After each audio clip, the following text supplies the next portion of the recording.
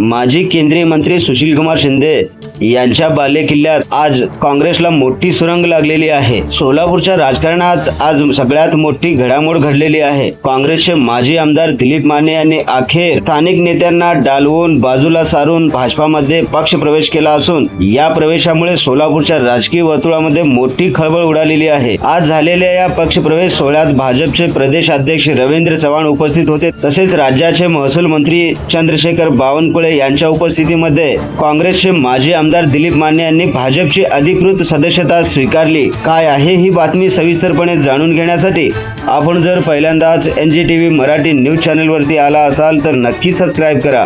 नमस्कार, मी बंदगी NGTV Marathi news channel मध्ये तुम्हा सगळ्यांचं सहर्ष स्वागत करतोय। सोलापूर जिल्ह्यातील सक्रिय राजकारणी म्हणून ज्यांच्याकडे पाहिलं जातं ते म्हणजे काँग्रेसचे माजी आमदार दिलीपराव माने। सोलापूर जिल्ह्यामध्ये सहकार क्षेत्रात त्यांचा सगळ्यात मोठा प्रभाव असलेल्या मानेंच्या प्रवेशाकडे भाजपासाठी मोठी राजकीय ताकद म्हणून पाहिले जात आहे। माजी आमदार दिलीप माने यांना भाजपमध्ये आणण्यासाठी पालकमंत्री जयकुमार गोरे यांनी विशेष प्रयत्न केल्याची माहिती समोर येत आहे। मात्र या प्रवेशाला भाजपाचेच आमदार सुभाष देशमुख यांचा स्पष्ट विरोध होता। यामध्ये सगळ्यात महत्त्वाचं आणि विशेष म्हणजे माजी आमदार दिलीप माने यांनी यापूर्वी आमदार सुभाष देशमुख यांच्या विरोधामध्ये विधानसभा निवडणूक लढवली होती। त्यानंतर सहकार क्षेत्रातील निवडणुकांवरूनही दोघांमध्ये राजकीय संघर्ष पाहायला मिळाला होता।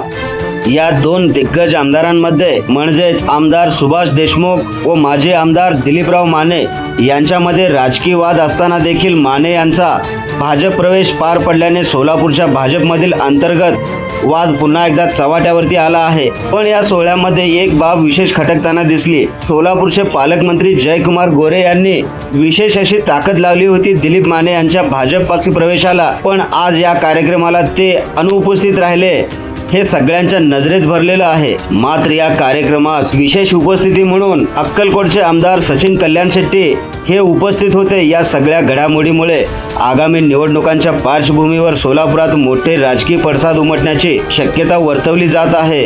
माजी आमदार दिलीप माने यांच्या पक्ष प्रवेशाला स्थानिक नेते मंडळीमधून विरोध होता, तरी देखील दिलीप माने यांच्या भाजप पक्ष प्रवेशामुळे सोलापूरमध्ये संघटनात्मक बळ मिळणार असेल तर दुसरीकडे भाजपमधील अंतर्गत नाराजी वाढणार का, हा प्रश्न तितकाच महत्त्वाचा आहे। हा विषय म्हणजे माजी आमदार दिलीप माने यांचा भाजप पक्ष प्रवेश हा आता स्थानिक नेते मंडळींना चांगल्या चर्चेचा केंद्रबिंदू ठरला आहे। याचा परिणाम थेट आगामी स्थानिक स्वराज्य संस्था आणि विधानसभा निवडणुकावर होऊ शकतो का, हे पाहणे देखील तितकेच महत्त्वाचे आहे। सोलापूरच्या राजकारणातील या सगळ्यात मोठ्या घडामोडींवर तुमचं मत काय आहे? दिलीप माने यांचा भाजप पक्ष प्रवेश योग्य की अयोग्य, तुम्हाला काय वाटते ते कमेंटद्वारे सांगायला विसरू नका। तसेच NGTV मराठी न्यूज चॅनलच्या सर्व सोशल मीडिया हँडल्सना आत्ताच लाईक करा, शेअर करा, सबस्क्राईब करा आणि सगळ्यात महत्त्वाचं म्हणजे बेल आयकॉन बटन दाबायला विसरू नका, जेणेकरून आपल्या भागातील देश विदेशातील ताज्या घडामोडी सगळ्यात आधी आपल्यापर्यंत पोहोचवल्या जातील।